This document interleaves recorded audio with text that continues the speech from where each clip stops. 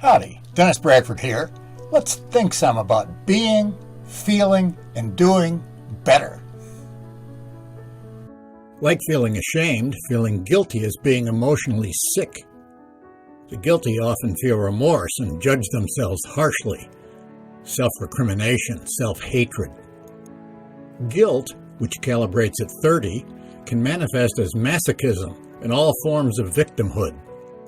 There are subcultures that display self-flagellation due to guilt or act out cruelly, as in the public killing of animals. Guilt can lead to rage, with killing being the result. People can become obsessed with their own sinfulness and struggle with guilt throughout life. Nobody is born feeling guilty. All behavioral manifestations of guilt are learned. In theory, then, all the penance, self-hatred, self-abnegation, and self-propagating addictions can be unlearned. One egoic mechanism for dealing with guilt is projection. When the hatred is directed externally, vindictiveness can seem justified. The problem is typically ignorance. Ignorance is an automatic byproduct of the ego's mental mechanisms, end quote. From Transcending the Levels of Consciousness by David R. Hawkins, MD, PhD. Guilt comes from the memory of past actions that were committed and are regretted, or from past actions that weren't committed and supposedly should have been.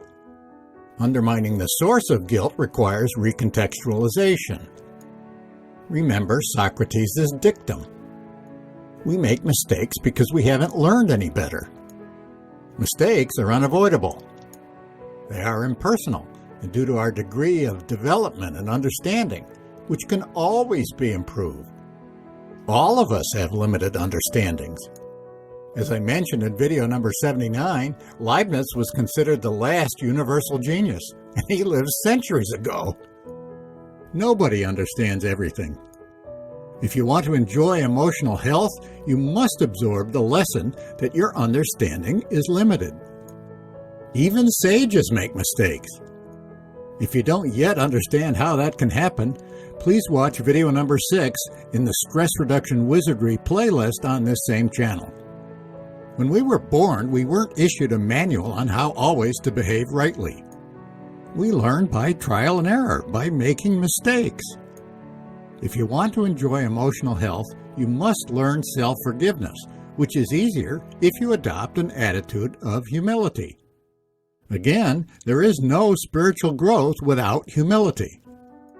Guilt can be understood as a prompt to educate ourselves about not making the same mistake twice. The thought, "I should have known better," is always false. If you're able to use energy testing, please test such hypotheticals for yourself. Again, be humble about memory, too. It's not a source of knowledge about the past. Why? What we remember is not the past itself, but only our perceptions of it. Memories are always edited, selected. Being humble means understanding our lives as evolving spiritually. Rather than for gaining, life is for learning how to improve. Spiritual development is the way of living well. Feeling excessive guilt or remorse is really a disguised form of egotism. That's why letting go of egotism, ego delusion, the egoic self or mind, is the cure for guilt and remorse. In other words, guilt and remorse are really illusions. There may be some action or non-action that is the memorial object, but it's not really as it seems it was. This is a specific instance of the general rule that illusions come from the ego's positionalities. Thus, when attachment to the ego dissolves, so do the illusions due to its positionalities. What's the emotional payoff for feeling guilty or remorseful? It's the negativity that the ego enjoys. Negativity strengthens separation, and so strengthens the ego. In other words, all negative emotions energize the ego. In the spiritual world, the basic dictum is, there are no justified resentments, end quote. Anyone who is attached to the view that sometimes injustice is real, or that resentments are justified, will remain stuck feeling the negative emotion, whether it is guilt or remorse or some other negative emotion. This explains why the ego hates forgiveness. Perceived injustices give the ego a powerful boost. Hate also calibrates at 30. If you want to enjoy the ego boost, stay attached to victimhood and perceived injustices. Wallow in emotional illness. If you want to heal emotionally, detach from all perceived injustices. Forgive yourself and others. Why is that wise? Everyone is accountable to the universe. There are no accidents in the universe, nor are they even a possibility, end quote. That's important to understand. However, it's not just that.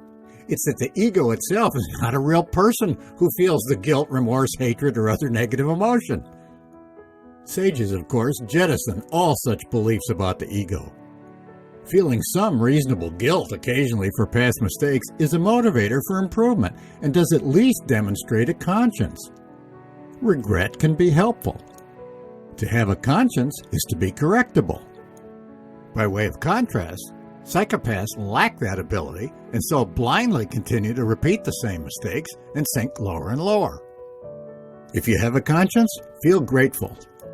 Yes, too much guilt is a problem, but a total absence of guilt is a more serious problem. People without one can easily become murderers, rapists, pedophiles, serial killers, or mass murderers. Quote, these disorders are often diagnosable as early as age 3 by the characteristic inability to delay gratification, to learn from experience, or to anticipate consequences. These disorders, thus far, have proven to be incurable, end quote. To evolve spiritually, recontextualize guilt as regret and understand it as a benefit. Accept the inherent limitations of our egoic minds, which are part of our human condition. Replacing guilt with regret is a way of becoming wiser by learning from mistakes. Humor helps too. In terms of spiritual progress, learning to detach from guilt, remorse, and hatred is a major step forward.